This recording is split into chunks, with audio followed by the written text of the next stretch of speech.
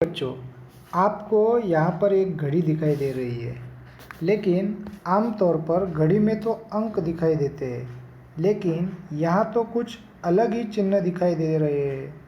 तो ये है रोमन अंक। क्या है? रोमन अंक। यूरोप में पुराने ज़माने में ये रोमन लिपि के अक्षरों का अंक लिखने में उपयोग किया जाता था, इसलिए उन्हें रोमन अंक कहा जाता है। अब आपको इस घड़ी में कुछ लेटर्स दिखाई दे रहे हैं, I, V, X। तो इसमें I का वैल्यू 1 है, V का वैल्यू 5 है और X का वैल्यू 10 है।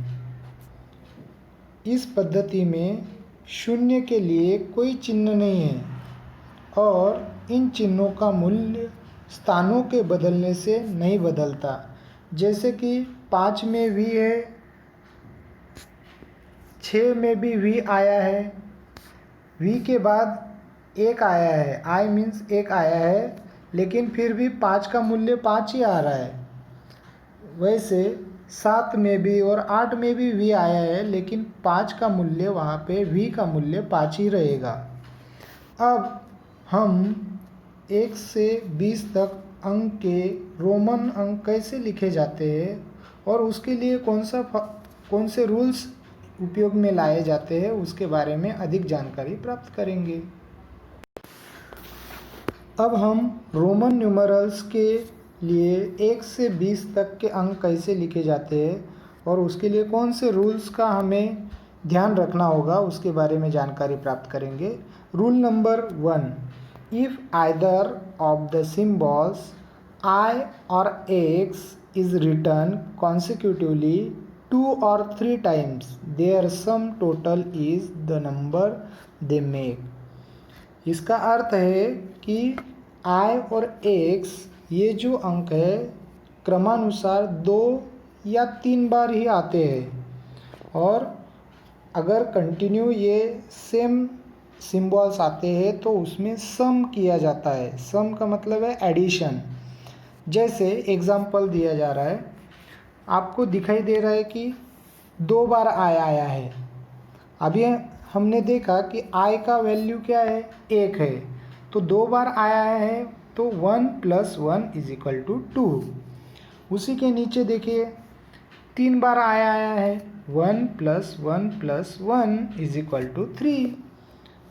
उसी तरह 2 बार x अगर लेते, x का वैल्यू हमने देखा 10 है, 2 बार x है, इसीलिए 10 + 10 = 20। अभी हम रूल नंबर 2 के बारे में सोचेंगे। The symbol I or X can be repeated consecutively for a maximum of 3 times. The numeral V is never repeated consecutively। इसका अर्थ है कि I और X जो सिम्बॉल्स है वो क्रमानुसार ज़्यादा से ज़्यादा 3 ही बार आ सकता है, लेकिन तीसरा जो सिम्बॉल हमने पढ़ा है वो है V। V का वैल्यू होता है 5। V कभी भी रिपीट नहीं हो सकता, क्रमानुसार 2 बार कभी भी नहीं आ सकता। फॉर एग्ज़ाम्पल आपको दिखाई दे रहा है 3 बार I लिखा है, उसका वैल्यू 3 है।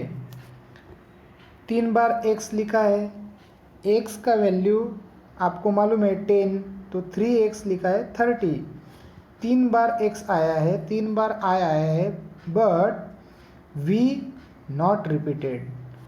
5 ये रिपीटेड, रोमन 5 ये रिपीट नहीं हो सकता है। ये हो गया रूल नंबर 2। अभी रूल नंबर 3 के बारे में देखेंगे। व्हेन आइदर I और V is written on the right of the symbol of a bigger number, its value is added to the value of the bigger number। इसका अर्थ है अगर कोई भी बड़ा अंक आता है, बड़े अंक के बाजू में जो I राइट साइड में, V के बड़े अंक के राइट साइड में जो अंक आता है उसको ऐड किया जाता है। फॉर एग्ज़ाम्पल आपको दिखाई दे रहा है v माने उसका वैल्यू है 5। v के बाजू में ही राइट साइड में i लिखा है।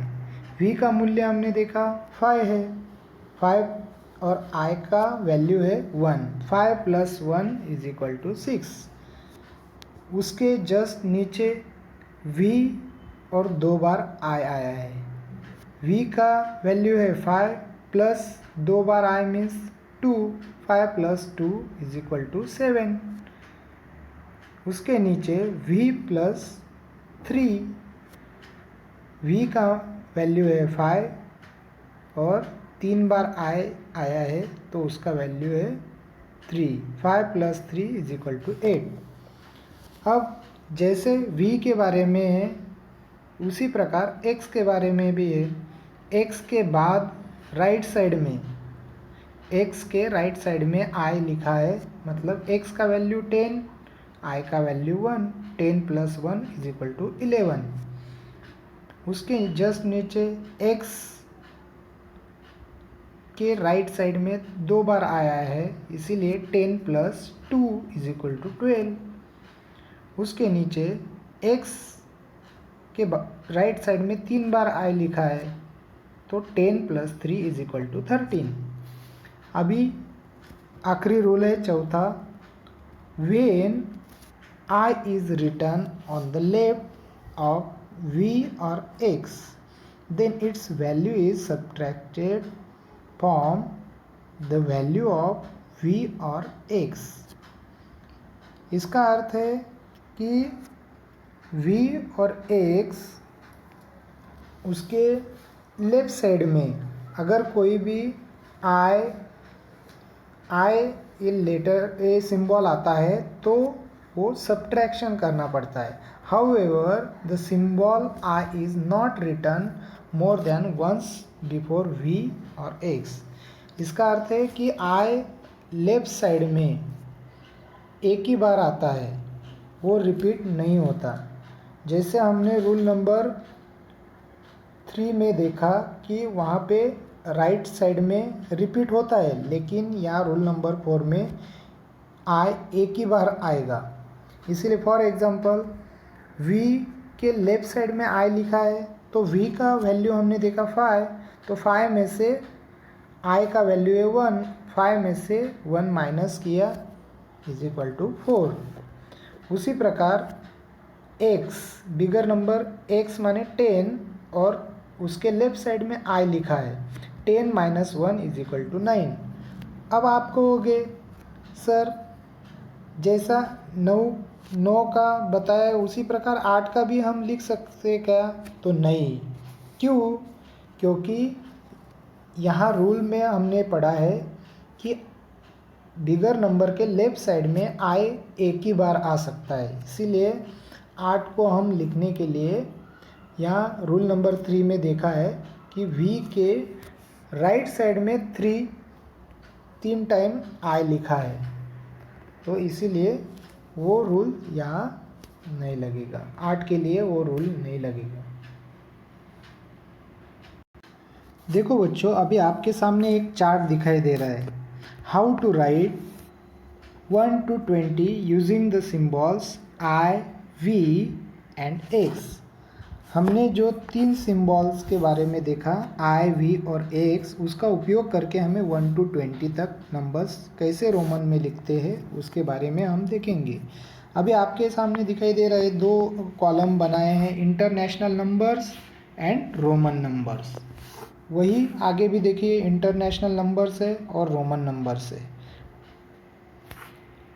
हमने देखा कि i का वैल्यू की क्या है तो 1 है। अभी i के राइट साइड में और एक बार i लिखा है, तो हम पढ़ चुके हैं कि i में i का वैल्यू 1 है तो 1 + 1 उसका वैल्यू होगा 2। i के आगे 2 बार i लगाया है, इसका मतलब 1 + 1 + 1 = 3। उसके बाद यहाँ पे i हमने पढ़ा है कि 3 टाइम्स ही आ सकता है। उससे ज़्यादा नहीं आ सकता है, इसलिए 4 के लिए देखिए 5 लिखा है, v मीन्स 5, 5 में से I means 1, 5 minus 1 is equal to 4। अभी v का मूल्य है 5, v के राइट साइड में एक I लिखा है, इसका वैल्यू हो गया 6, v के आगे 2 बार I, उसका वैल्यू है 7, v के आगे 3 टाइम्स I आया है, उसका वैल्यू है 8। अभी यहाँ पे 9 के लिए देखिए, 9 के लिए 8 के लिए हमने देखा कि v के आगे 3 बार आया है, 3 से ज़्यादा बार नहीं आ सकता, हमने ये रूल्स देखा है। तो 9 के लिए क्या हुआ है कि 10, x का वैल्यू है 10, 10 में से 1 माइनस किया है, क्योंकि लेफ्ट साइड में आया है 10 माइनस 1 इज इक्वल टू 9, उसका वैल्यू 9, x का वैल्यू है 10। उसी प्रकार यहाँ देखेंगे, हमने देखा कि x का वैल्यू है 10, x के राइट साइड में I लिखा है 10 plus 1 is equal to 11, x के बाद राइट साइड में 2 बार I, तो उसका वैल्यू हो गया 12, x के बाद 3 टाइम I, उसका वैल्यू है 13, x के आगे 4 है, उसका वैल्यू है 14, x के आगे 5 है, उसका वैल्यू हो गया 15, x के आगे 6 है, उसका वैल्यू है 16, x के आगे 7, उसका वैल्यू 17, x के आगे 8, उसका वैल्यू है 18, x के आगे 9 है, तो उसका वैल्यू है 19, और 2 बार x, उसका वैल्यू होगा 10 प्लस 10 इज इक्वल टू 20।